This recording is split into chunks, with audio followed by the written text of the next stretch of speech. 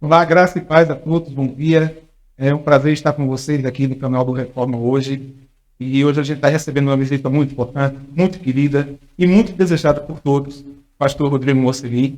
Bom dia, pastor. Seja bem-vindo à nossa igreja e, em compensação também, seja também bem-vindo ao Reforma hoje. A primeira pergunta não vai ser sobre o nosso tema. Eu quero saber o que é que o senhor está achando do Reforma hoje. Olá, gente. Obrigado. Obrigado, VLC. Obrigado pelo carinho, pelo convite. Prazer estar aqui com vocês. Foi ótimo, achei ontem, né? Foi muita gente lá, e principalmente pelo fato de que fazia 3 anos que não estava, por conta da pandemia, enfim, não estava ocorrendo o Reforma.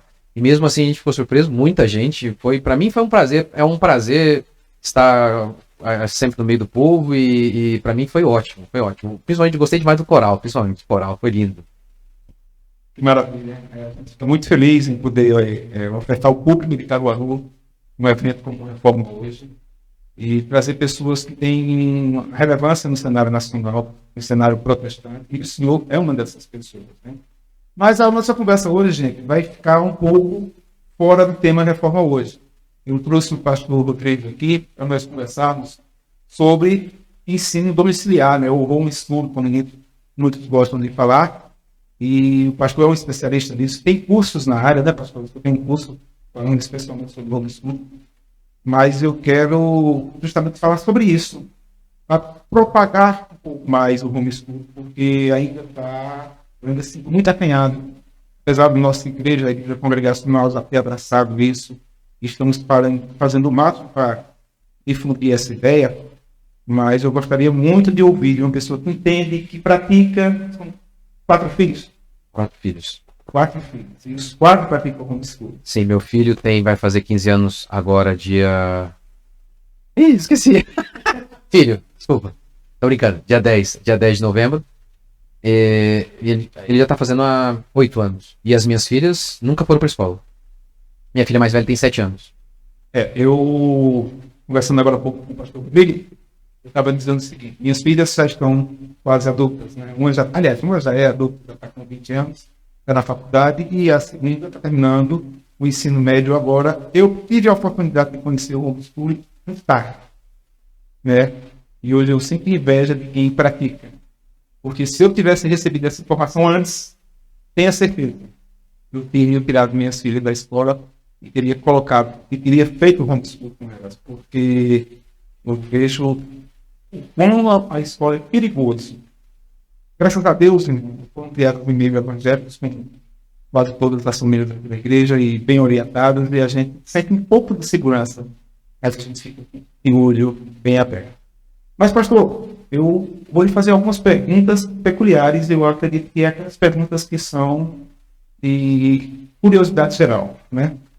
Fala para nós o que é homeschooling. O que é esse domiciliar, por favor? O homeschooling é os pais tomando conta da educação dos seus filhos. Por conta de algumas influências, principalmente comunistas, os pais realmente acreditaram que eles podem terceirizar a educação dos seus filhos. Vamos separar aqui, vai. Vamos separar aqui ensino, por exemplo, de conteúdo, física, química, de formação do caráter do seu filho. Óbvio que essas duas coisas acabam se misturando ao longo da nossa caminhada, mas você nota que a escola comunista se propôs a isso. Ela se propôs a doutrinar os nossos filhos e a formar o caráter de nossos filhos. E nós fomos ensinados que não, você vai levar o seu filho para a escola, ele vai aprender física, química, que são coisas neutras, que não afetam de modo algum a sua religião, são coisas neutras e tal. E não é verdade, porque tem um livro chamado Maquiavel Pedagogo, em que eles dizem explicitamente: a gente vai deixar a formação dos valores, da identidade da criança na mão dos pais, de forma alguma. E esse livro, Maquiavel Pedagogo, ele narra declarações, ele faz declarações, ele cita declarações de grandes organizações que controlavam e controlam a educação no mundo. Ou seja, não é a teoria da conspiração. Então tem lá Unesco e um monte lá. Boa parte do livro é simplesmente fazendo isso. Citações do objetivo dessas organizações. E lá tem uma delas, dizendo assim: nosso objetivo é a formação do caráter dessas crianças, nós não vamos deixar na mão dos pais. Uma prova disso é Quando você vê eles ensinando sobre sexo na escola, o que eles estão fazendo? Estão transmitindo valores. Valores pervertidos, mas estão transmitindo. Então, o homeschooling é isso. Os pais, esquecendo essa visão socialista, em que os socialistas vieram e tomaram conta da educação, e os pais falaram, não, isso aí não é coisa que tem a ver com a gente. Não diz respeito a nós. E terceirizaram para o Estado. O homeschooling, em primeiro lugar, é isso. É os pais tomando conta dessa educação, principalmente por entender que não existe isso de educação neutra. Isso é uma mentira. Isso não existe. Isso não existe. Entendendo isso, nós percebemos que a religião, há uma religião na escola. É a religião progressista, é a religião ateísta, secularista e humanista. E é contrária à nossa fé cristã. Como Jesus disse, quem não é por mim é contra mim. Então eles dizem, não, aqui é neutro. Jesus não deu essa opção de neutralidade em cima do muro. Ele disse, quem não é por mim é contra. Ainda que não diga explicitamente, é contra. A escola não é a favor de Jesus, ela é contra Jesus. Os pais então entenderam isso, quem faz homeschooling entendeu isso, que a escola é uma religião. No livro Maquiavel Pedagogo, ele faz uma citação dessas organizações em que eles dizem exatamente isso. O professor, ele vai substituir o pastor. É assustador. O professor vai substituir o pastor. Então, o homeschooling é isso. É os pais dizendo, peraí, Deus ordenou a mim educar meu filho. Ensine a palavra do Senhor de manhã, de tarde e de noite. Isso é educação em essência. Afinal de contas, o temor do Senhor não é o princípio da sabedoria? Se o temor do Senhor é o princípio da sabedoria, a educação começa com uma perspectiva bíblica, com uma perspectiva religiosa. Não há educação sem temor do Senhor. Então o homeschooling é esse entendimento.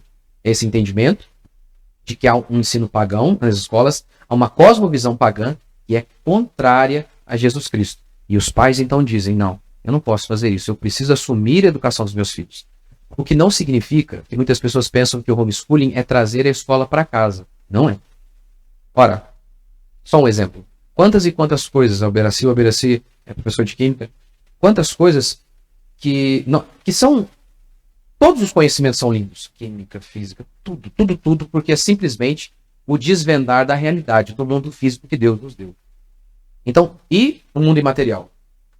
Mas, quantos conhecimentos são dados ali na escola e são úteis, mas não para mim, por exemplo. Aquelas contas de matemática quilométricas que eu nunca usei na minha vida. Então, o homeschooling não é fazer isso. Reproduzir a escola em casa.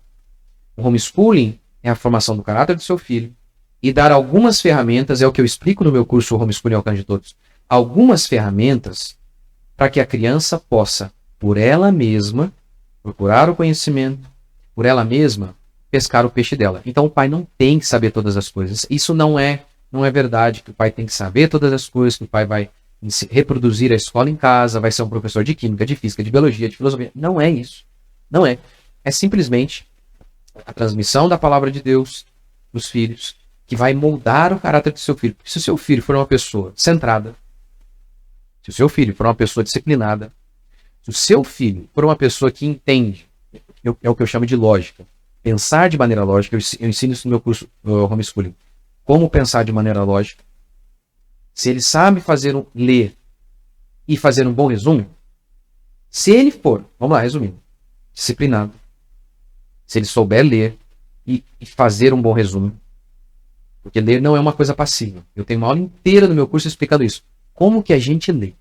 Então, se o seu filho for uma pessoa disciplinada, se o seu filho souber ler e fizer um bom resumo, e souber pensar de maneira lógica, ele pode, por ele mesmo, procurar qualquer coisa que ele precisa. Ele vai obter conhecimento. Então, ou seja, o pai, é por isso que eu digo assim, o pai pode saber quase nada. Quase nada. Nenhum conhecimento. Mas se ele tiver essas ferramentas mínimas, ele consegue educar o seu filho em casa. É muito interessante isso que você coloca, e aí falando de que não, a escola é neutra.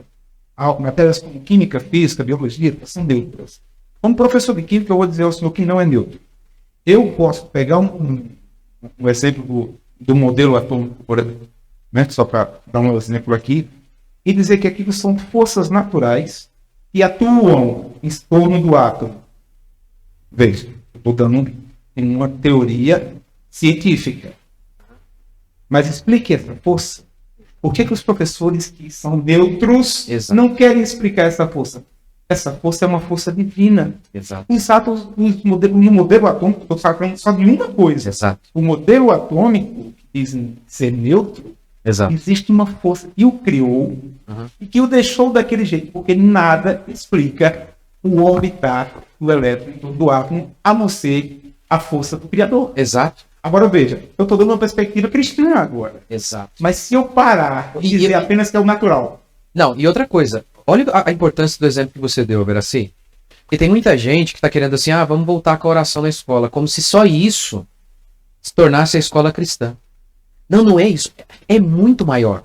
É partir de Deus como ponto de referência e também destino de todo conhecimento. Que todo conhecimento aponta para Cristo.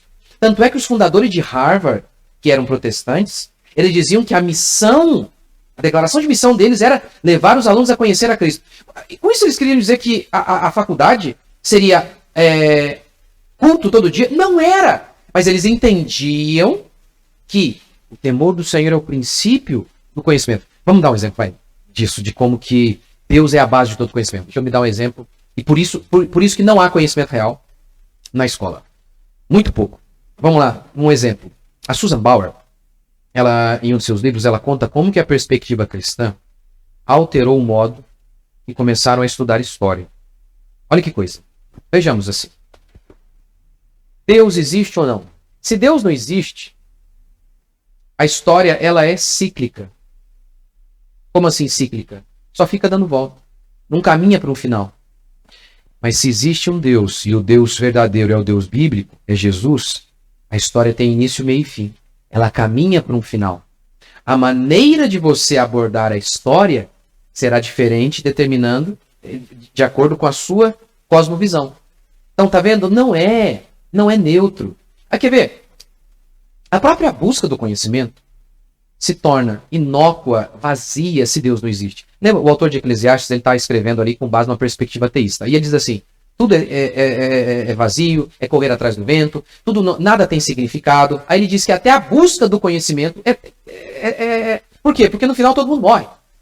Se Deus não existe, morreu e acabou. Aí ele diz, é tolice, até a busca pelo conhecimento é uma estupidez. Se Deus não existe, a própria busca do conhecimento é uma estupidez. Se Deus não existe, a única coisa racional é viver como Paulo falou. Se não vamos ressuscitar, comamos e bebamos porque amanhã morreremos. Ou seja, o que Paulo está dizendo? Vamos viver simplesmente como bichos para satisfazer os nossos instintos. Se Deus não existe, a própria busca do conhecimento é uma estupidez. É uma estupidez. Então, ou seja, não é apenas, uma escola cristã, trouxemos aqui um pastor e orou de vez em quando. Não é isso. Não é isso. Por isso que a gente faz um homeschooling. Para nós, Deus é o início, é o alfa e o ômega. É a primeira letra e a última letra do alfabeto grego, querendo dizer que ele é o princípio e o fim.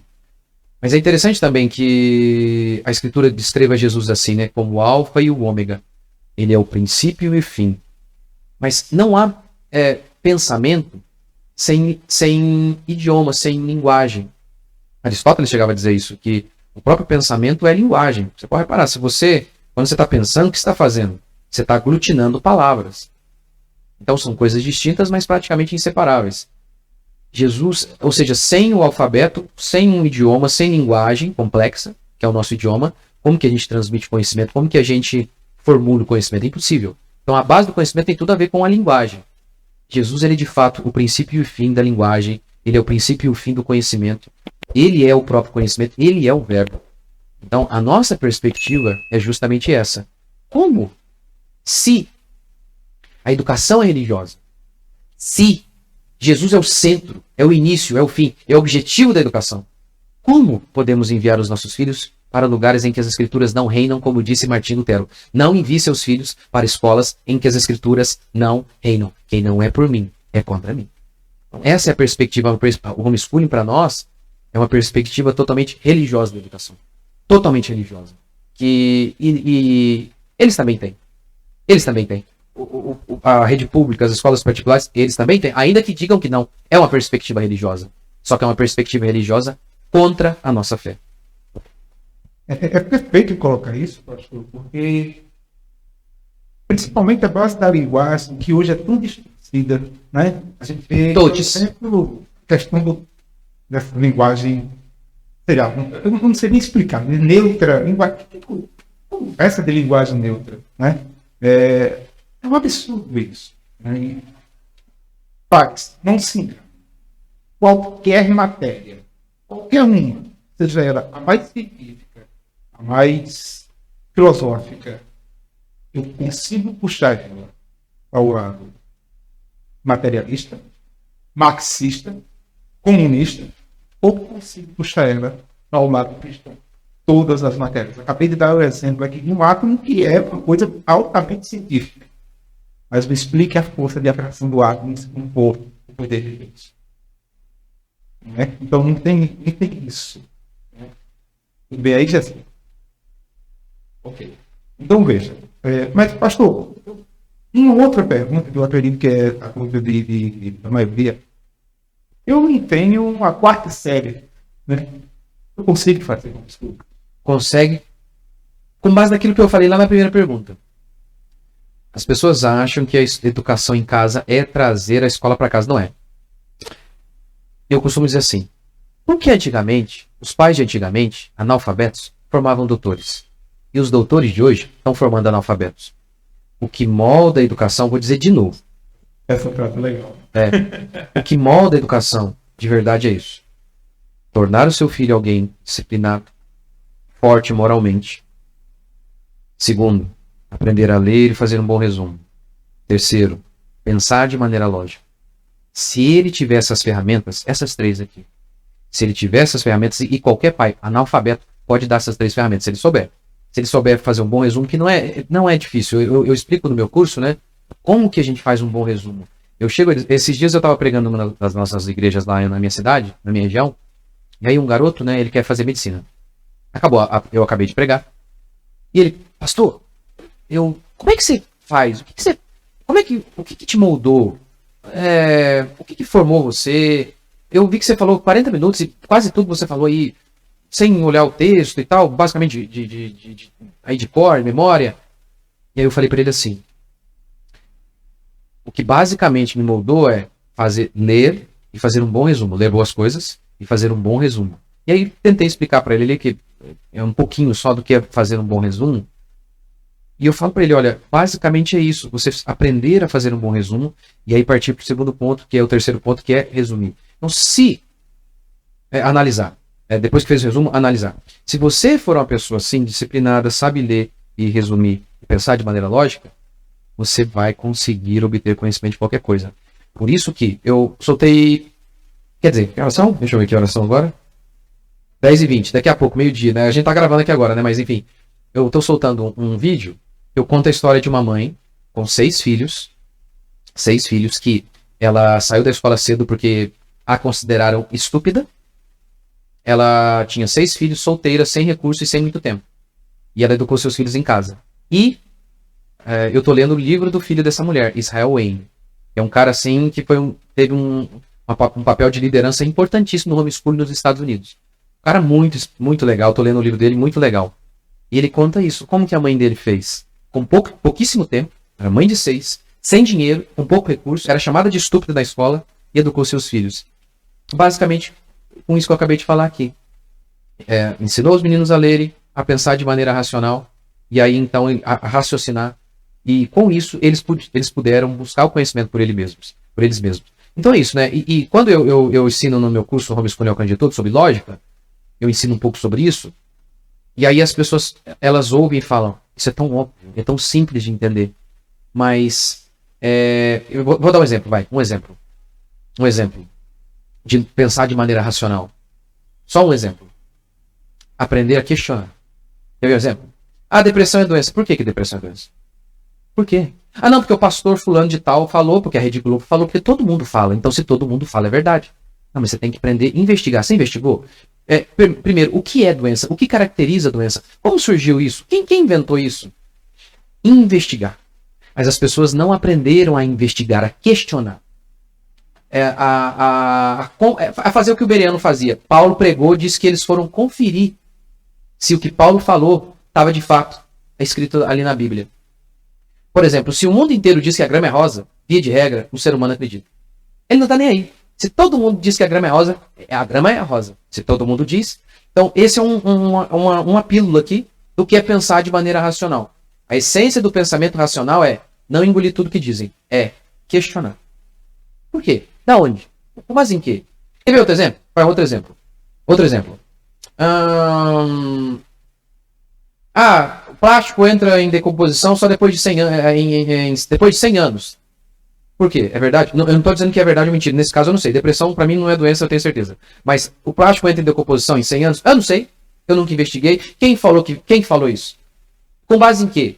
Tem um experimento? Quem fez esse experimento? Quem fez esse estudo? Também não foi uma empresa, não, que tem algum ganho aí. Enfim, quem fez esse estudo? Afinal de contas, há quanto tempo o plástico foi inventado? Já teve essa confirmação? É só isso, tá vendo? É a questão de qualquer informação, por mínima que seja, aprender a questionar, a investigar. Coisa que o ser humano não faz. Isso é uma coisa que qualquer um pode fazer. Deus nos dotou disso. De lógica, de razão. Aprender a perguntar. Então, essa é uma das coisas que eu ensino no curso. Como pensar de maneira lógica, de maneira racional. Então, quem faz isso, ensinar o seu filho a fazer isso, mesmo que você, mãe, seja pobre, sem recurso, isso você pode. Esses elementos de educação, que são verdadeiros, não custam nada. Eu tenho uma aula no meu curso que é sobre isso. Educação não custa nada. Educação não custa nada e é baseada na fala de um professor, Taylor Gatto, no livro Emburrecimento Programado, que, por sinal, eu tenho uma resenha desse livro no meu canal. Ele diz exatamente assim: o que educa de fato não custa nada. O que educa de fato não custa nada. Muito bom. Pastor, isso, óbvio, né? Então, esclarece muito que eu não preciso ser nenhum acadêmico, nenhum PhD para educar meu filho e nem professor. E sem contar que a maioria dos acadêmicos não estão fazendo um bom trabalho, né? Porque, né? Não estão conseguindo, né? Não estão conseguindo, né? Não estão conseguindo, né? Se, de acordo com o PISA, as crianças chegam aos 15 anos, não conseguem ler e escrever de maneira proficiente, né? O professor José Monir costumava dizer que os professores no Brasil são semi-analfabetos. A maioria. Como professor, né, já dei há algum tempo, e posso confirmar isso, os professores mais experientes são os melhores. Porque esses estudaram mais o que iriam dar. Eles decoraram aquela aula. Porque eu já fiz muito isso, e eu confesso para o senhor, quantas vezes, para dar aula aos meus alunos, eu tinha que estudar na noite anterior, na semana anterior, aquilo que eu ia explicar. Ou seja, o que você aprendeu na faculdade, você não... Não aprendi em casa. É o que a gente estava falando, né, Alberaci? Eu fiz uma frase baseada nisso que você está falando aí. A escola, o diploma não é um atestado de conhecimento, é uma autorização para você trabalhar. Não tem nada a ver. Mas o brasileiro tem tara, né? Ele fica excitado com o diploma. Ai, meu Deus, aí eu sou doutor. Aí ele fica excitado. Como ele fica excitado? Nossa, ele fica doido. Ele tem assim, ele tem, nossa, prazeres exorbitantes com o diploma. Ele fica feliz. Mas enfim, é triste isso. Uma outra pergunta, pastor, que também paira muito na cabeça das pessoas, né? Uma pergunta até meio, eu acho que, talvez para quem não seja cristão e não tenha uma comunidade evangélica ou até mesmo católica, sei lá, e a interação dessa criança com outras crianças, como é que fica? Eu não vou prejudicar o relacionamento do meu filho com outra criança? Eu não vou... Será que meu filho vai se desenvolver como adulto, vai saber se relacionar? Primeiro, boa parte em muitas escolas, a gente sabe que a gente pode enviar o nosso filho e a gente não sabe se ele vai voltar para casa. Agora aconteceu o 11º esse ano. 11º atentado em escola esse ano. Ou seja, significa que todo mês no Brasil agora, a gente sabe, todo mês, em algum lugar desse país, alguma criança não vai voltar para casa. Alguma criança vai ser assassinada. 58% dos atentados no Brasil aconteceram nos últimos 2 anos. Só esse ano, esse é o 11º agora, esse rapaz que matou uma moça e deixou feridas 2 pessoas. Em muitas escolas, há tráfico de drogas. E na escola, a via de regra é o seguinte: se você não é o mais forte, você vai sofrer bullying. Então tem maconheiro, traficante lá dentro. Rapaz, eu não quero mesmo que meu filho se socialize com essa galera. Esse é o primeiro ponto. Segundo, é uma grande mentira isso. Que a escola é o lugar de socialização. Porque a ideia da socialização seria a ideia dos diferentes, de encontrar os diferentes, correto? Pois bem, você entra numa escola em que há um professor dando o mesmo ensino para todo mundo. E não é permitido discutir. Não é permitido debater. Basta quando alguém aí, por algum assunto de política, falou sobre privatização, sobre defesa ao armamento, o que acontece? O professor cala o cara. Ou sofre bullying. Ou sofre bullying, exatamente. Então, o que era a universidade, a escola, um lugar, a universidade, né? O lugar do debate não pode mais. Então, que diversidade, que socialização, que diversidade que há ali se pessoas, ou cristão, ou cristão, ou conservador é proibido de expressar as suas ideias. Então, não tem nada de socialização. Não há diversidade nenhuma. Segundo, a socialização para que você encontre os diferentes. Numa escola, via de regra, você vai encontrar pessoas da sua mesma classe social. Na sua sala, você vai encontrar meninos da mesma idade que você. Que diversidade que há ali? É tudo igual. Outra coisa, esses meninos não podem conversar. Eles têm que ficar, em essência, em tese, prestando atenção e falando com o professor. Então, enfim, onde há socialização? É uma mentira. Socialização há comigo, na minha casa. Olha a socialização aqui. Na minha família, há 4 crianças ali. Então, você tem um adulto, homem, um adulto, uma mulher. Você tem um menino de 15, um adolescente. Você tem um bebezinho de 4, 2 meninas. Então, os meus filhos têm contato com uma variação grande de pessoas. Estilos diferentes, idades diferentes. Não por acaso, os meus filhos, quando o meu filho mais velho e as minhas filhas, a gente vai para casa do meu pai, meu filho costuma dormir no quarto com os meus pais. E aí eu tô lá tentando dormir e tô lá ouvindo. Blá, blá, blá, blá, blá, blá, blá, blá, blá, blá. É o meu filho adolescente conversando por horas com a minha mãe. Agora, é engraçado que os jovens de hoje estão socializados, não? Nossa, aprenderam a se socializar. Repara, eles só falam com pessoas do grupinho deles. Mas o meu filho não. Meu filho brinca com a minha filha de 1 ano. Meu filho dialoga com a minha mãe. Meu filho sai para jantar, sai para comer lanche com os irmãos da igreja, que tem 25, 30 anos. O meu filho é socializado. Justamente por quê? Porque na minha casa há diversidade. Agora, na escola não há diversidade. Na escola há pessoas da mesma faixa etária, da mesma classe social, recebendo o mesmo ensinamento. Ou seja, não há diversidade na escola. Diversidade há mesmo é numa família. E além disso, a gente também tem a escola, a gente tem a igreja, a gente tem a escolinha de futebol, a gente tem os vizinhos. Veja bem, a escola de massa é algo totalmente recente. Totalmente recente. Aula de natação, balé.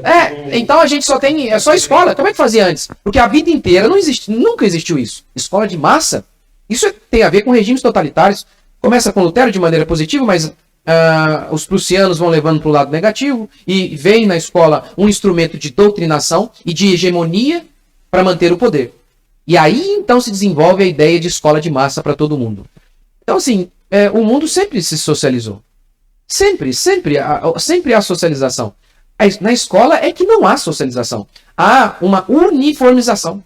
A escola é como se fosse uma espécie de purê de batata. As pessoas chegam, cada um com suas peculiaridades, chegam todo mundo ali e depois no final tá todo mundo pai de planta, de samambaia, todo mundo pervertido sexualmente e defendendo pautas como defendendo o Hamas, enfim, saem todos iguais. Que diversidade que há, que socialização que há. Há uma uniformização das pessoas ali. É numa família que de fato há socialização. É numa igreja que há de fato socialização.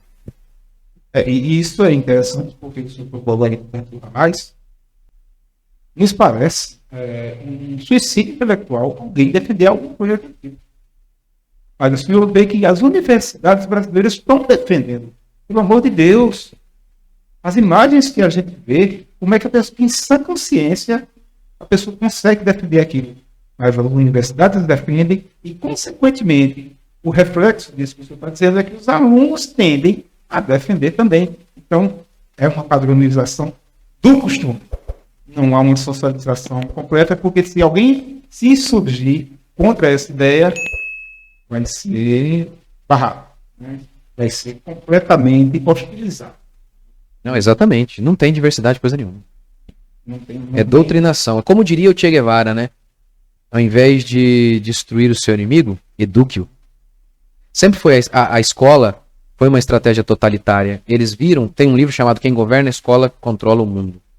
Esse é o objetivo. Usar a escola como instrumento para doutrinar a molecada e para aumentar o seu exército político. Esse é o objetivo da escola. Não tem nada a ver com a educação. O livro do senhor citou, Maquiavel Pedagogo, eu conheço, é um livro muito bom, que inclusive eu sugiro que as pessoas possam adquirir esse livro e comprar, porque ele fala justamente dessa manobra da massa. Ele fala da manobrabilidade que o sistema faz da massa. E quem é que foge disso aí?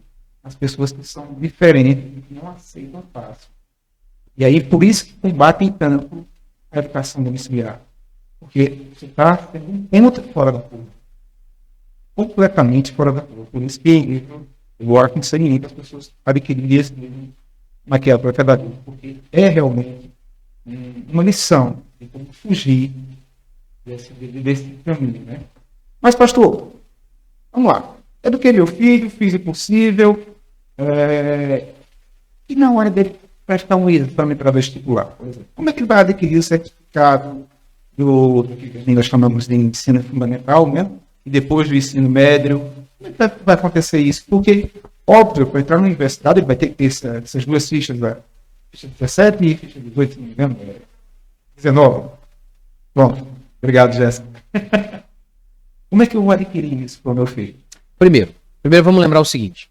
Esses dias eu vi aí o pessoal, algumas matérias de jornal, dizendo assim, Moraes aprova a inconstitucionalidade do homeschooling. Mentira. Foi uma lei de Santa Catarina que ele disse que não era constitucional, enfim. Como que pode ser inconstitucional se foi aprovado na Câmara? Como pode ser inconstitucional o homeschooling se o próprio STF em 2018 disse que tem base constitucional, só que ele é que não deveria legislar? Uns poucos momentos de lucidez em que, de fato, o judiciário não legisla, né? Ou seja, a Casa das Leis, a Câmara, o Senado é que deveria legislar o que de fato está acontecendo.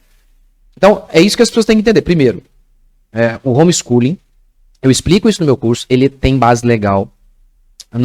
O ordenamento jurídico brasileiro, nós somos signatários de pactos internacionais que defendem a ideia de que a educação é um direito e dever dos pais, e dos pais escolherem o tipo e o gênero de educação dos seus filhos. E o Brasil é signatário desses pactos que são infraconstitucionais, ou seja, estão ali abaixo apenas da Constituição, têm valor e nos garantem o nosso direito de educar em casa.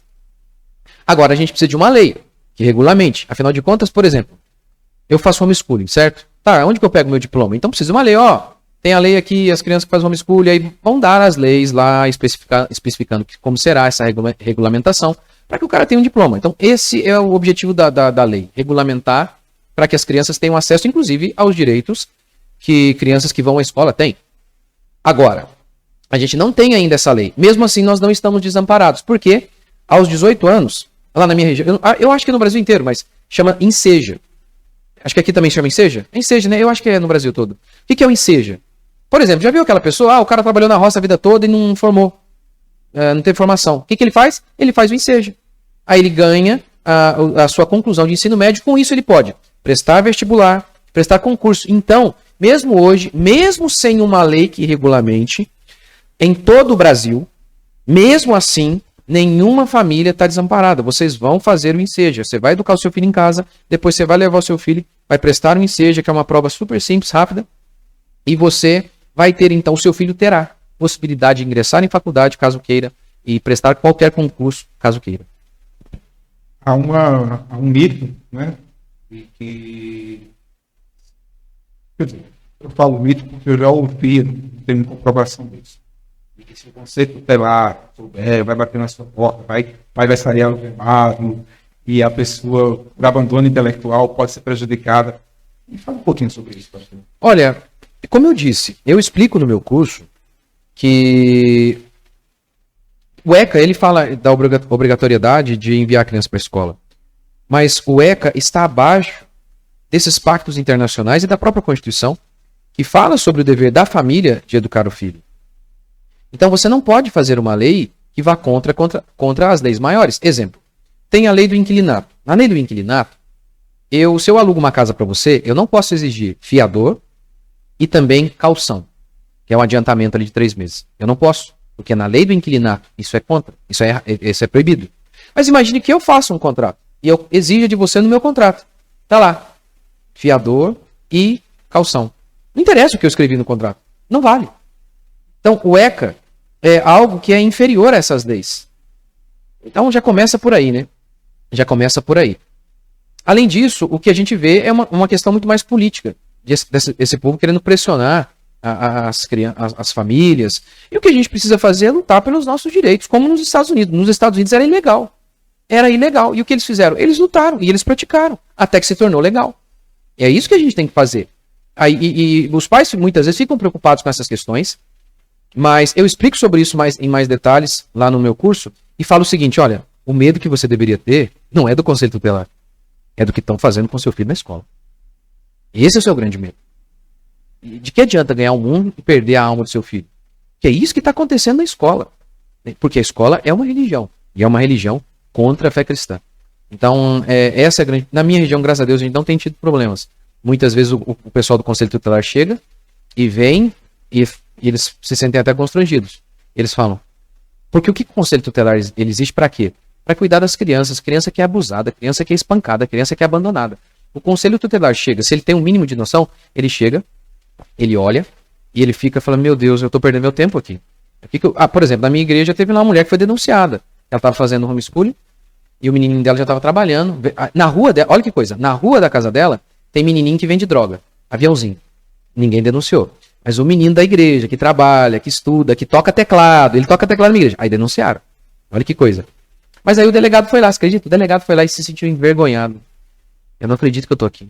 Olha o que eu tô vindo aqui na casa de uma pessoa que tá dando o máximo. Aí foi embora. Então tem bastante gente lúcida hoje. E graças a Deus, nas últimas eleições do Conselho Tutelar, muito crente foi eleito. Mas muito. Graças a Deus, né? O povo se mobilizou, graças a Deus. Então, assim, tá muito melhor o cenário. Mas eu acho que, assim, uma boa questão é os pais se informem. Né? No meu curso eu tenho aulas, tem um advogado, que é o meu advogado, que o meu advogado é muito bom. E a gente fala um pouco sobre isso, fala da questão jurídica, como a gente tem agido, a nossa experiência, eu conto um pouco lá da nossa experiência. Então, eu acho que muitas vezes os pais, eles têm medo porque eles desconhecem. Mas quando eles começam a conhecer, eles falam, isso é educação? Mas isso eu posso fazer. Quando eles entendem, nossa, é assim que você tem feito em relação a essas questões jurídicas? Puxa, o fardo cai. O fardo cai. Então, a dica é, se informe, busque experiência, busque adquirir conhecimento com quem já tem experiência, você vai falar, poxa, dá pra fazer, hein? É muito mais fácil. Difícil é enviar os filhos para essas escolas. Educar em casa é fácil. O conhecimento é que abre os olhos para ele. Esse conhecimento é que traz essa ciência do homeschooling. Uma coisa que eu noto também, que acho que o senhor vai comprovar isso, é o desenvolvimento intelectual de uma criança que pratica homeschooling. Uma criança que não pratica. Tem o meu filho no 8º ano, por exemplo. Ele está limitado ao 8º ano. Né? Se durante o aprendizado dele, eu nem sei se isso cabe no 8º ano, mas vamos colocar isso. Durante o aprendizado dele, ele não compreende, por exemplo, fração. Vai acabar o 8º ano, começar o 9º, e ele saiu do 8º ano sem compreender fração. Qual a diferença disso para o homeschooling, por favor? Isso que é legal do homeschooling, né? Na escola, eles têm uma agenda que tem que ser respeitada, tem um calendário. Chegou no final do ano, não sabe, já era. Tem que passar. E aí vai. E agora, eu acho que é no Brasil ainda assim, acho que no Brasil todo. Eu lembro do meu estado, era assim. Não reprovava. Passa todo mundo.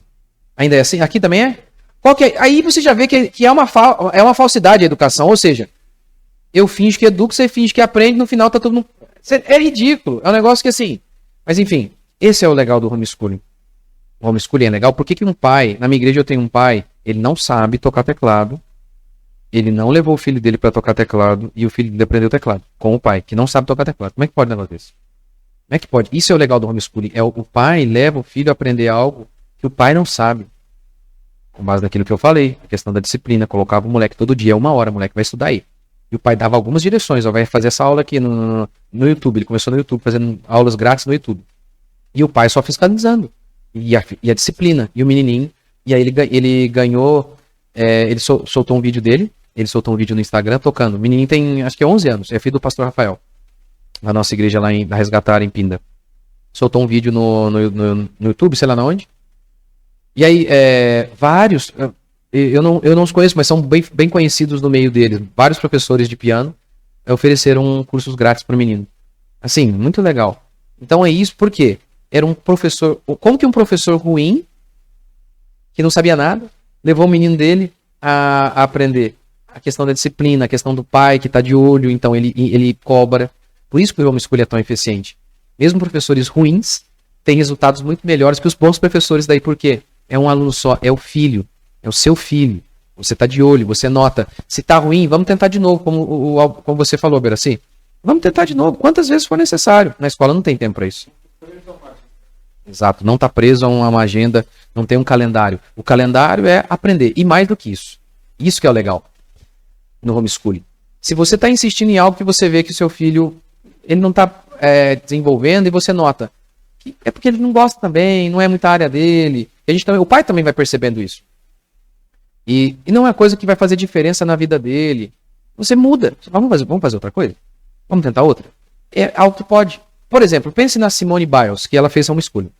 Dizem que é uma das maiores atletas de todos os tempos, de ginástica. Ela praticou homeschooling. Por quê? Porque, você imagina, ela chegar na escola e falar assim, professor, eu quero gastar 80% do meu tempo em educação física. Pode? Não, não pode. E aqui a gente tem um sapato número 44, todo mundo tem que usar. É o mesmo sapato para todo mundo. Mas o meu pé é pequeno. Não, mas não interessa, vai ter que usar o sapato 44. Isso é escola. A escola é o mesmo sapato número 44 para todo mundo. E qual a diferença da escola pública para as particulares? É a mesma coisa. É a mesma coisa, é um sapato 44 só que de marca. É só isso. É a mesma coisa, é o mesmo padrãozinho para todo mundo. Pessoas diferentes, recebendo o mesmo conteúdo. Então a Simone Biles. Ou então pega um matemático e diga que, cara, ele chega e diz, olha, eu quero gastar 80% do meu tempo estudando matemática. Tá louco? Imagina. Agora, é esse tipo de gente que muda o mundo. É esse tipo de gente que tem paixão por algo, que vai estudar algo, que vai se aprofundar em algo. Mas não pode na escola fazer um negócio desse. Você não pode, você está proibido. E as melhores escolas também estão assim engessadas em um formato único para todo mundo. Por isso que eu digo que a escola costuma ser ela forma pato. O que é um pato? O pato nada mais ou menos, o pato corre mais ou menos, o pato voa mais ou menos. Ele não faz nada direito.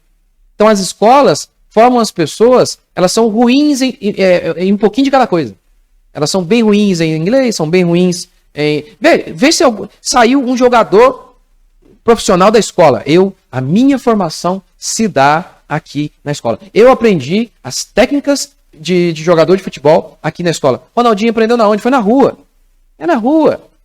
Então a escola, ela é muito ineficiente. Né? Acho que é por isso que o Brasil é tão eficiente no futebol, porque o futebol ainda não foi para a sala de aula. No dia que ele for para a sala de aula, aí acabou. A gente acaba o nosso futebol. Acabou. Aí já era. A gente ainda daquele tempo que joga bola na rua com 2 sandálias marcando o gol. Né? Mas e você acredita que... Bom exemplo, Alberaci, que você falou. Você acredita que tem algumas pessoas, não sei se eles estão certos, mas que dizem que o futebol hoje... às vezes o futebol hoje não está... É um debate, né? Se o futebol melhorou ou piorou. Alguns dizem que melhorou porque está mais forte, alguns... É um debate complicado, mas... Enfim, antigamente os moleques, o que fazia? O moleque jogava na rua, ele jogava o dia todo. É óbvio que isso é um princípio básico de desenvolvimento de qualquer habilidade. Quanto mais você faz, melhor você fica. Hoje, boa parte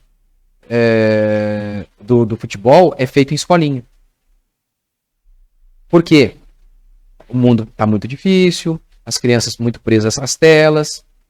Há uma tese, então, que a gente tem menos talentos justamente porque já foi mais para a escola. Porque o futebol já foi para a escola, tá vendo? Já está tornando ele menos habilidoso, menos genial. Essa é uma tese. Não estou dizendo nem que esteja correta, mas enfim. Mas é uma boa coisa para se pensar. Mas é isso mesmo.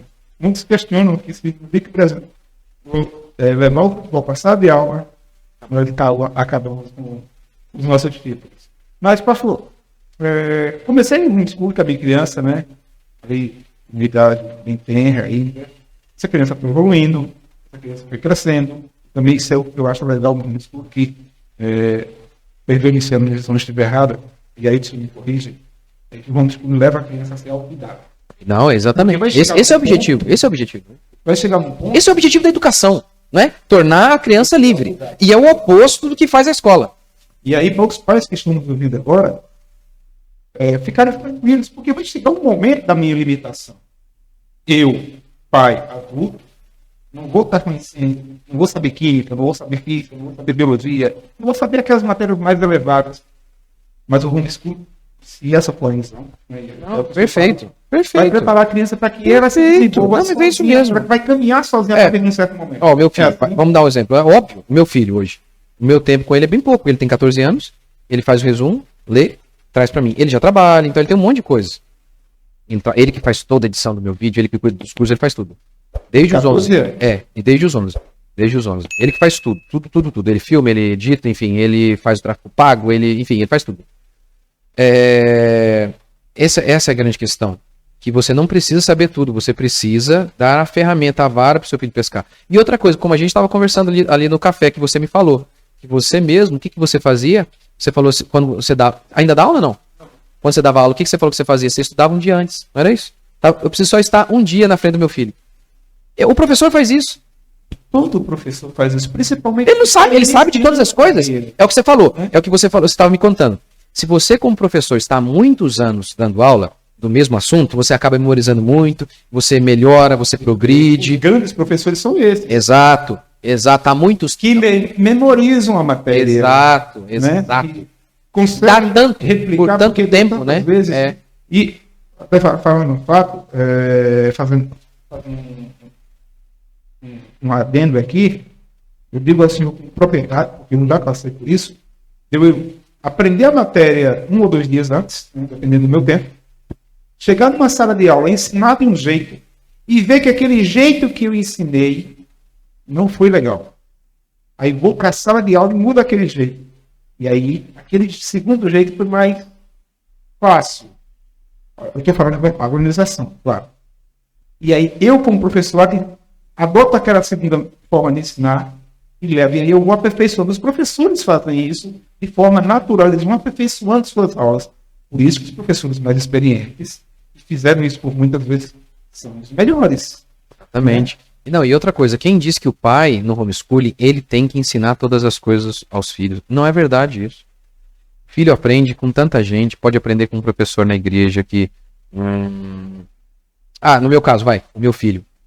Como que ele aprendeu a editar? Não foi comigo. Tinha um rapaz lá da minha cidade, conheci o rapaz e falei, ajuda meu filho aqui. E ele foi e ensinou meu filho a editar, ensinou meu filho a fazer tráfego pago, enfim. Então, as pessoas podem aprender com... O pai não tem que ensinar todas as coisas. O pai tem simplesmente que supervisionar todas as coisas. Esse aqui você vai aprender com esse cara aqui. E dar o encaminhamento. Claro. Exato. Mas o pai não tem, ninguém sabe tudo. Mesmo o mais genial não sabe tudo. Mas os pais, eles têm a falsa ilusão de que os professores são o suprassumo. Bons professores, é óbvio que há. Mas são a exceção. A maioria deles, coitado, nem só porque são incompetentes, um pouco é por causa disso também, mas o cara já sai de uma aula aqui, vai para outra escola, que depois vai para outra escola, ele já tá falando ali muita coisa, ele não sabe, entendeu? Então assim, é uma ilusão, o pai achar que ele tem que ensinar todas as coisas, que ele tem que saber todas as coisas. Não, você pode levar o seu filho a aprender com outros e mais, até aquilo que você quer você mesmo ensinar. O professor não faz isso, um dia antes ele vai lá e estuda, por que você também não pode fazer isso? Dá uma estudadinha naquilo que você quer. Um dia à frente. Um dia à frente. Se for garota, né? Maravilha. E outra coisa também que me fascina no estudo, pastor, o senhor acabou de falar do exemplo do teclado. Né? Eu não vou estar preso àquela agenda.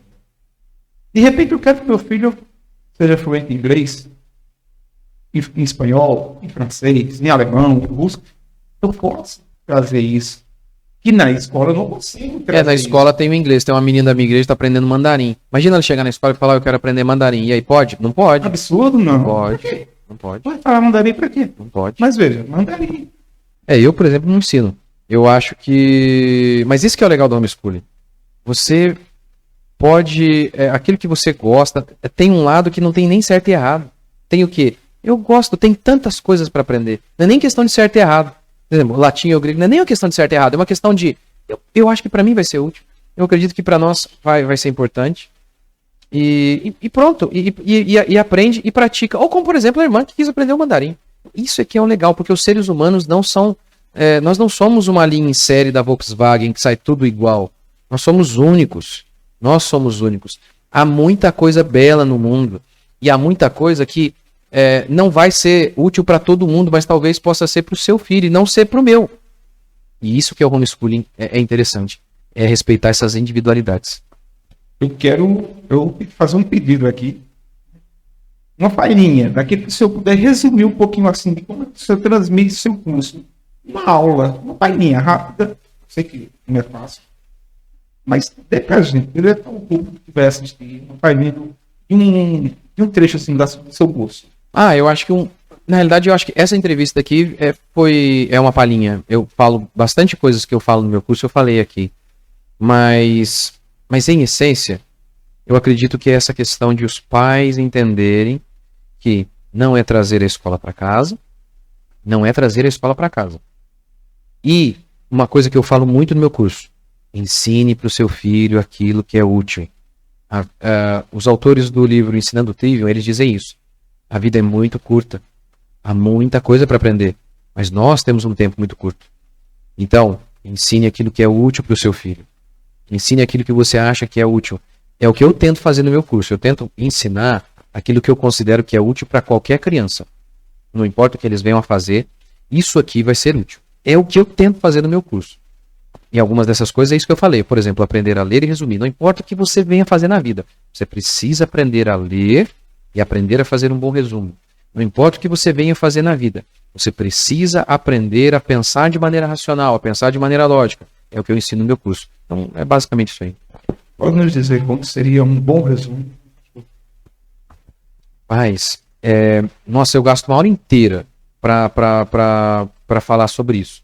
Mas alguns princípios. Primeiro, você tem que tentar resumir com as suas palavras, mas de modo que seja fiel ao que o autor disse. Essa é uma regra que eu ensino lá. Tem que resumir com as suas palavras, mas de modo que seja fiel ao que o autor disse. Uma outra dica que eu dou é: eu vou lendo e resumindo.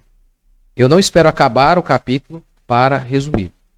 Porque há muitos livros que são difíceis. Se você chegou no final, você já esqueceu o começo. Isso também me ajuda a situar. A me situar, a não esquecer, ajuda a memorizar. Isso é muito... Exato. Exatamente. Resumir cada capítulo do livro, ou cada trecho do livro, isso é muito... Exatamente. Eu vou fazendo isso. Eu tô lendo, sei lá, uma página, duas, e tem uma ideia ali, está sendo transmitida. Eu já paro e já faço um resumo. Me ajuda. Isso... E você nota, quando você faz resumo, você nota que a leitura é diferente. Como que é uma leitura muito ativa. Quando você vai lendo, só lê sem resumir, o que acontece? Muitas vezes você leu ali, você já não entendeu muito o assunto, mas você vai dando seguimento. Mas quando você resume, você para resumir, você fala: peraí, mas o que ele disse mesmo? Você nota que muitas vezes você não entendeu o que o cara falou. Ou então que você não memorizou. Aí eu tenho que voltar um pouquinho. Então o resumo é uma coisa que te obriga a entender o que o cara está falando. Então o resumo é uma coisa, assim, é de uma importância absurda. E também o que ele faz? O resumo te ajuda a ter já também um pensamento mais organizado. Porque resumir é organizar o pensamento de alguém. Então o resumo, fazer um bom resumo, é uma maneira de você então treinar a sua mente para ser uma mente mais organizada, mais concatenada. Um bom resumo eu falo também lá do que eu chamo de método detetive. Enfim, eu tenho algumas dicas a mais, mas acho que essas aí são boas dicas já de como fazer um bom resumo. Pastor, a gente está chegando ao fim, mas que, para mim, já estaria satisfeito com o que a gente conversou. Já seria muito suficiente para eu buscar conhecer mais o homeschool. Eu acho que as pessoas que têm curiosidade, que querem trazer esse filho para isso, óbvio, tem que primeiro conhecer. Mas eu vou fazer uma última pergunta. Falando em conhecer, deixa eu só indicar. Tem um livro, Emborrecimento Programado. Eu tenho resenha. Assista. É 15 minutinhos só. Seu canal. No seu canal. Tá. Outro. Armas de Instrução em Massa. Esses 2 livros são do Taylor Gatto. Eu acho que o Maquiavel Pedagogo, eu tenho também uma resenha, eu acho. Mas coloca aí, Maquiavel Pedagogo, Rodrigo Musselin, eu acho que tem também. Então entra ali no meu canal, já tem ali, eu tenho vários vídeos ali. Depois a gente vai colocar na legenda. Tá bom. Eu tenho seria melhor se pudesse assistir a resenha do livro e adquirir o livro. Mas só com a resenha você já vai ter um bom parâmetro ali. Pra você ter noção, falar, nossa, gente, olha como é que é. Hoje, né? O negócio tá feio, a gente precisa fazer homeschooling mesmo. Jéssica.